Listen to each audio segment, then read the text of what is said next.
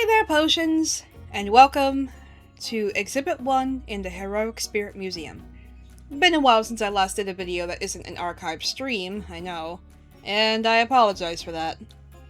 But don't worry, I am here to rectify that problem. We just need to go over some quick ground rules for this series, though.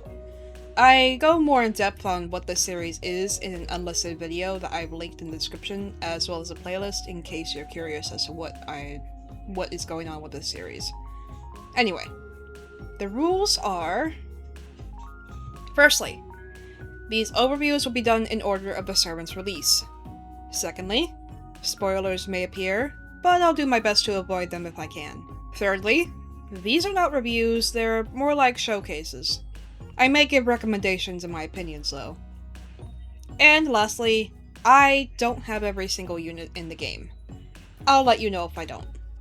Though, in this case, we don't really have to worry about that fourth rule because everyone should have this precious cinnamon roll. Yes, I'm talking about the only shielder in the game as of August 2026, Mashu Kyrielight. And yes, I call her Mashu, not Mash. Mashu is Mashu. MASH is that one TV show about the soldiers in the Korean War my father used to watch all the time. And I think he still does. Huh. Anywho. We will also only going to be over her Part 1 kit, so the original.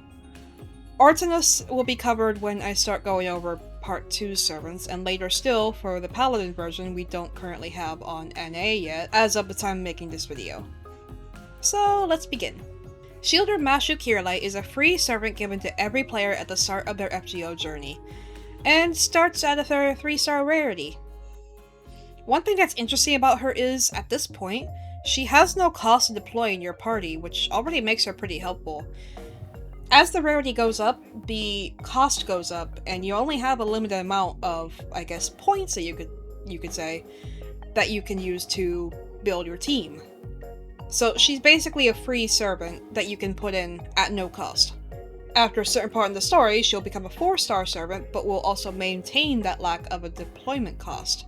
She's in the Earth attribute in this state, and falls under Lawful Good alignment.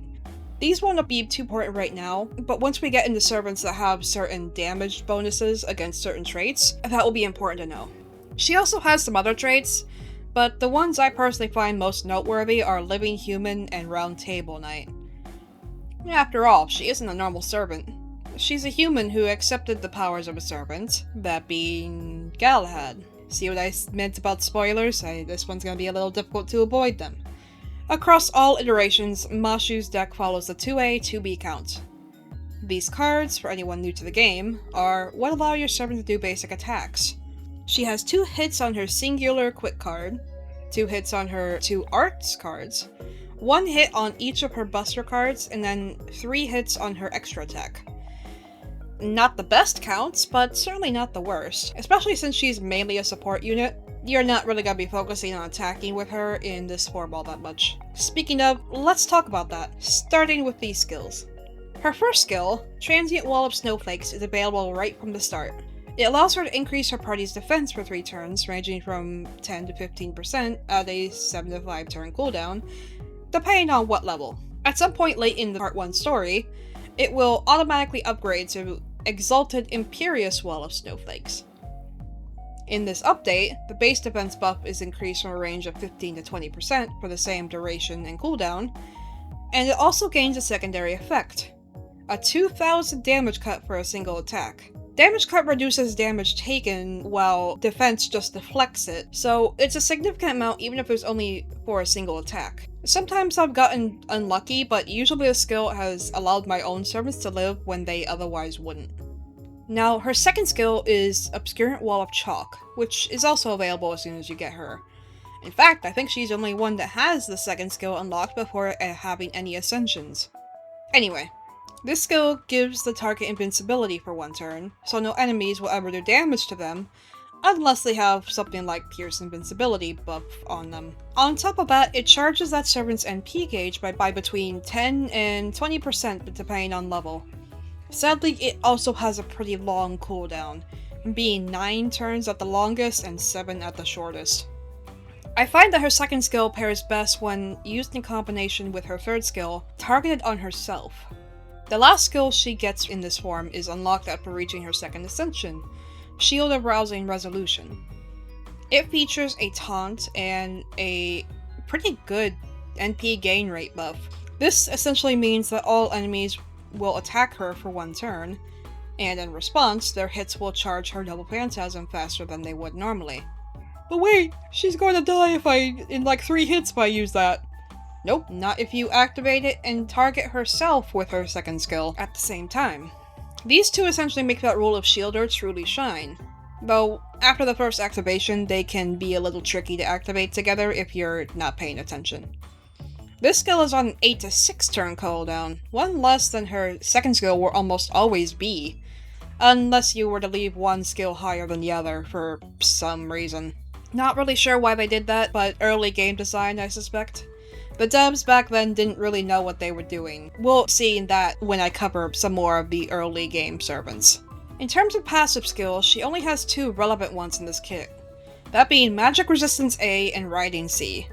The former is pretty easy to guess, it makes her 20% less likely to have an enemy debuff land on her.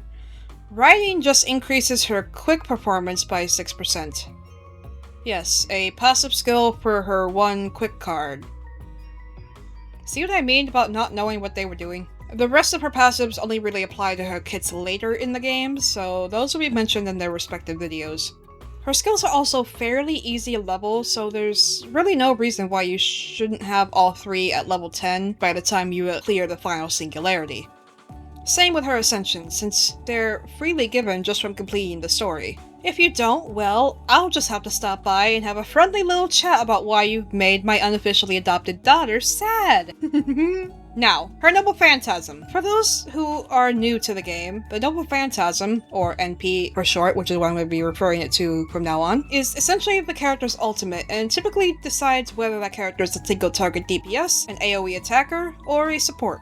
In Mashu's case, her NP is an art support. It does no damage, and instead gives buffs to your team. At first, it starts out as Lord Caldeus. Virtual Nova Phantasm Pseudo-Deployment. Long name, I know, they get longer. But it gives another damage cut to your entire team, much like her first skill. Though this one is for 3 turns and the amount is based on the level of her NP.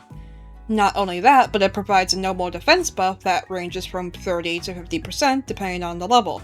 Later on in the story, it will become Lord Camelot, now a fortress of distant ideals. This version of her NP has the same effects as her initial one, but also provides a decent 30% attack buff to everyone in the team besides herself. This just adds to the belief that you should really focus on her being a support and not really having her attack the enemy if you can help it. Though sometimes the game will force your hand. It's not all that bad though, because you'll be getting all or even most of her cards, gives you a good chance of being able to do an arch chain with her if you happen to have her NP ready at the same time. Fun stuff! Now, as for recommendations, let's see about craft essences.